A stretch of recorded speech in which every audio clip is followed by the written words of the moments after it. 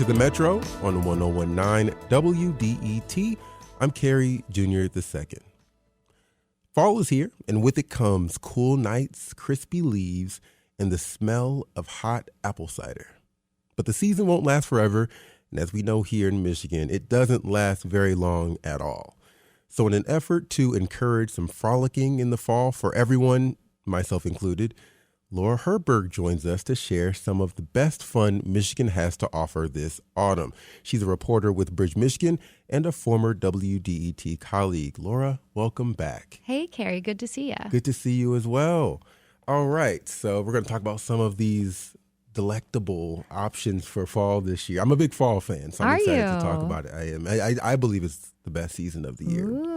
So we'll see how well these things on these lists also incentivize other people to feel the same way.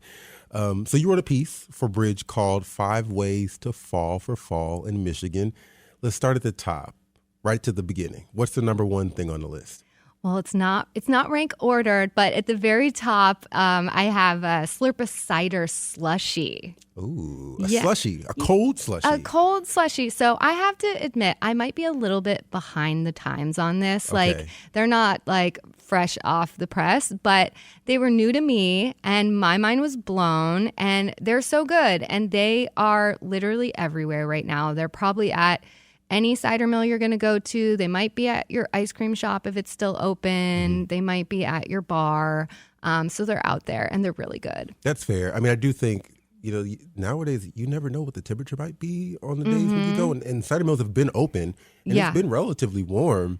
So a slushy might be the way to go. Yeah, I mean, in 70 degrees, you might want to go cold instead of hot. Yeah, that's not me though. I'm definitely the hot cider guy. You're going hot no matter what. Yeah, No, not after 75 to 78 degrees. I can't go hot. Okay, that's reasonable. It's an extra sweetness to the hot cider that I love so much. That's true. That is true. Yeah. Yeah. So you can't really talk about cider without talking about cider mills. We've got a lot of those in Michigan, and you probably came across a lot when you were making this list. Which ones in Southeast Michigan stood out to you?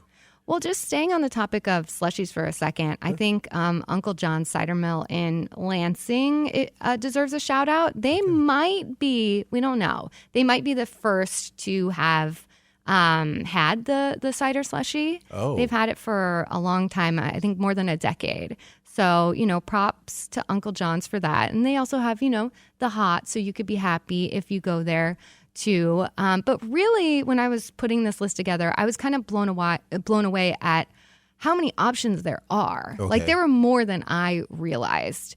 And, a lot of these cider mills, you can do it all. Like, you pick, there's a corn maze next door. Like, they have all the things. Picking pumpkins. I mean, I guess I'm wondering, kind of from your personal perspective, do you go to cider mills often? I mean, I try to go in the season. I don't usually go like multiple times, but I make a trip. If you go, what are the things you're looking for? Ooh, well, I'm like about novelty, so okay. I'm just down to like try one new. You know what I mean? Admittedly, this year when I was trying to figure out which one to go to, that's when I saw the slushie. I was like going through, Google, and like the slushie was popping up, and I was like, I gotta go to one with the slushie.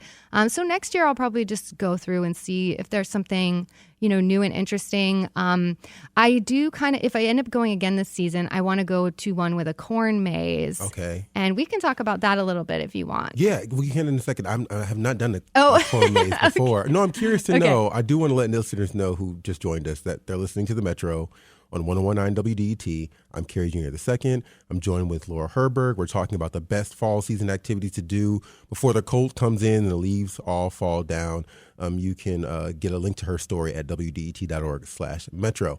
Corn mazes, let's get to them. I'm curious. I haven't done them myself. Tell me about corn mazes and where people can find them. Well, corn mazes back in the day, Carrie, when you and I were coming up, they were just like pretty standard mazes. But I don't know if folks know, like this day and age, they are works of art. Oh. Like, yes. So there's Amon-Ra St. Brown doing a headstand one in Commerce Township you might have heard of. Heard of that one, yeah. There's ones that look like country singers. Like, it's next level. And actually, my colleague, Janelle James at Bridge, she did a whole piece on how they actually do this. It involves like GPS triggered tractors and drones in the sky, making sure they get it just right. So it really is like a high tech, cutting edge thing. And here I thought someone would just sit on a lawnmower and just kind of drive and just, I guess, had the artistic vision to know where everything else was. But that makes sense that you need additional technology to support that. I think that's how it started, but I think it's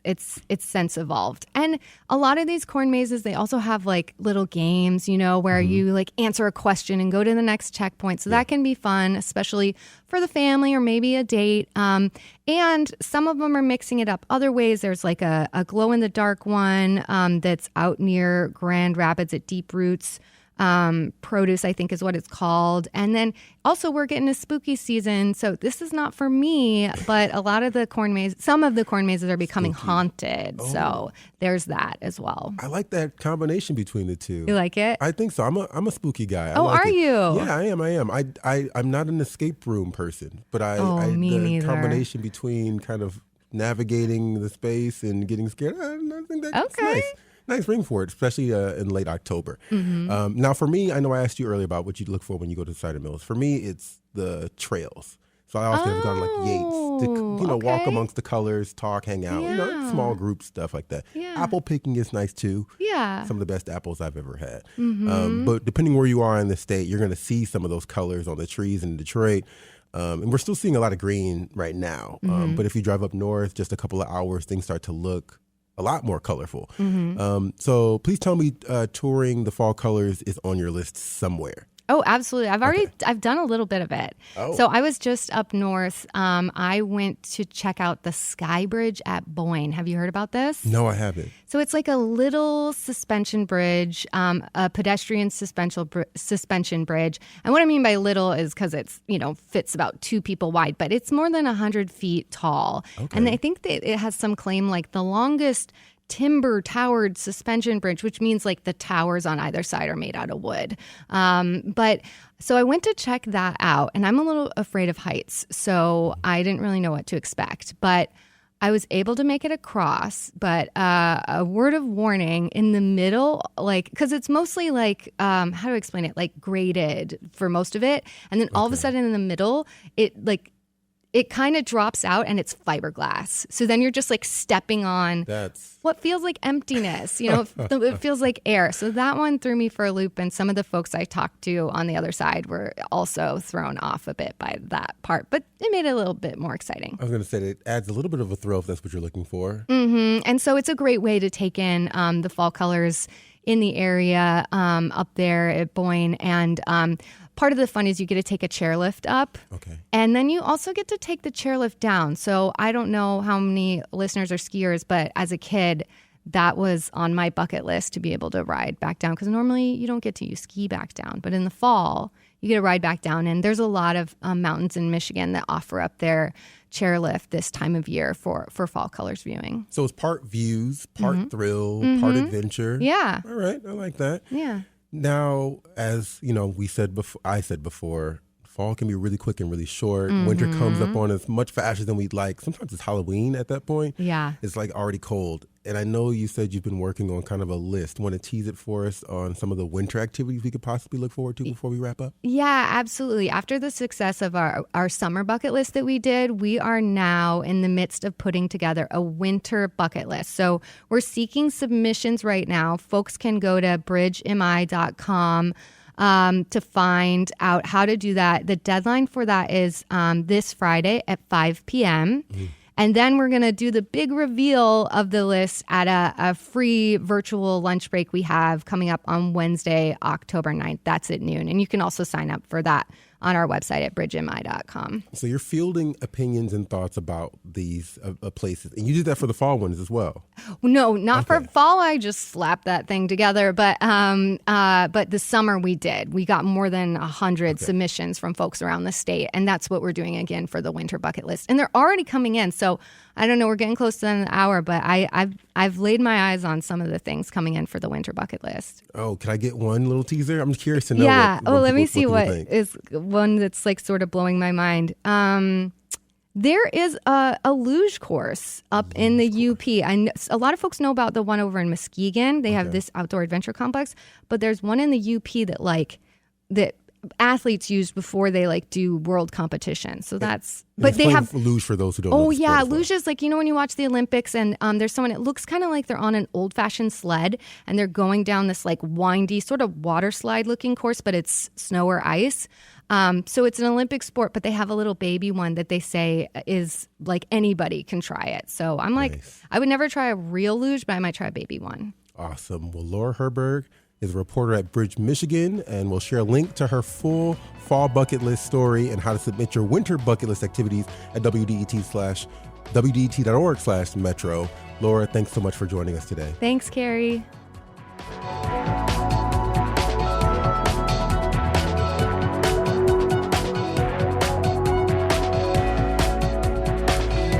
That's going to do it for us on the Metro today. The show is hosted by Robin Vincent, myself, Tia Graham. It's produced by Sam Corey, Jack Philbrandt, and our engineer is Nate Bender. Music is by Sam Bobian, and our senior producer is David Lyons. The Metro is a production of WDET, a listener-supported service of Wayne State University. This is WDET-FM, Detroit Public Radio, your connection to news, music, and conversation.